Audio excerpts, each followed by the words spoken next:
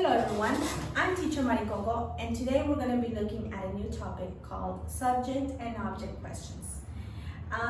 Maybe you think, what is the difference, or what does subject-object question mean? Aren't they all questions?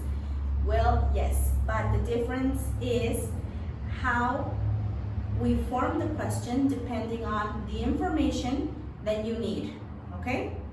So, in a previous video, I gave an explanation of how to identify subjects, verbs, and objects in a sentence. So I'm going to write it in the description box so you can take a look at it if you want to before this video. Alright, so let's start. Here I have an example of a fact that gives me complete information about something. Guillermo González Camarena invented color TV in 1948 in Mexico. Okay, here I have my complete information. And it's divided into different parts of the sentence: subject, verb, object, and phrase, time, expression, complement, however you want to call this. Okay, so the question that I would make would always depend on the information that I need to know. So subject questions are made when I don't know who is the subject of my information. So imagine I have all of this, I know all of this, but I don't know who.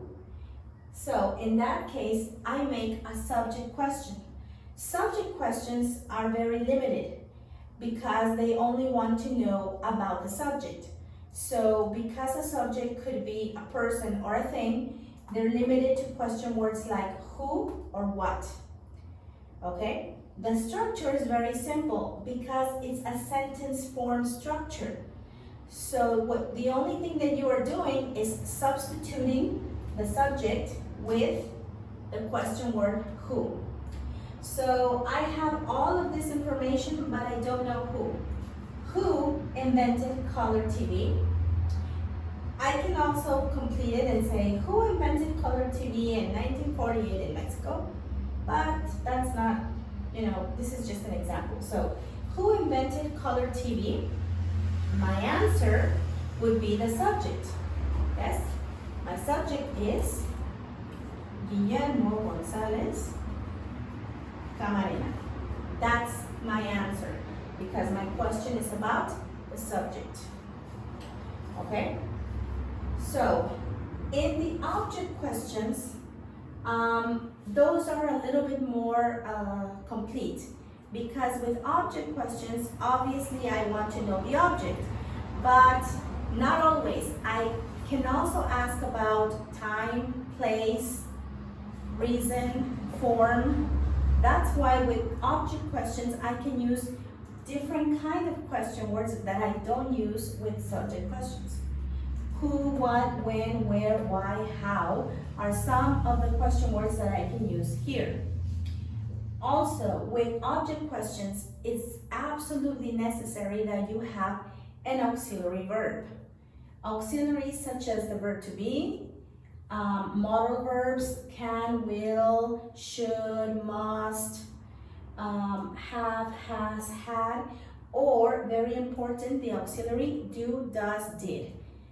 The auxiliary and the verb always go according to the tense of my information or of my question.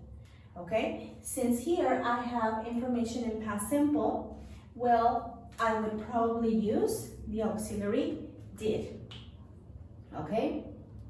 So, let's see. The general structure for object questions is question word. Like I said, it could be who, what, when, where, why. Auxiliaries, depending on the tense. Subject. With object questions, I always know the subject. And the subject, remember, it could be represented by a noun, by a pronoun, by a name. And the verb. The verb also according to the tense. Maybe I have a phrase of time, of place. I can add it in my question if I want. Okay, So let's start with the basic object question. Remember, object questions focus on information that I don't know, in this case, the object. So I have, what did Camarena invent? This means I know the name, I know the action, I can add the time. What did Camarena invent in 1948 in Mexico? Okay? But what I don't know is this. I don't know the object. So what did Camarena invent in 1948 in Mexico? My answer is the object, color television. He invented color television. Okay? Now, with object questions, like I said, don't always look only for the object. They can ask about time, place, reason, form. So I can have a question that includes the object because the information that I need is something else. And it's possible. When did Guillermo Camarena invent color television? So everything, my three principal elements are in the question. The subject, the verb, and the object.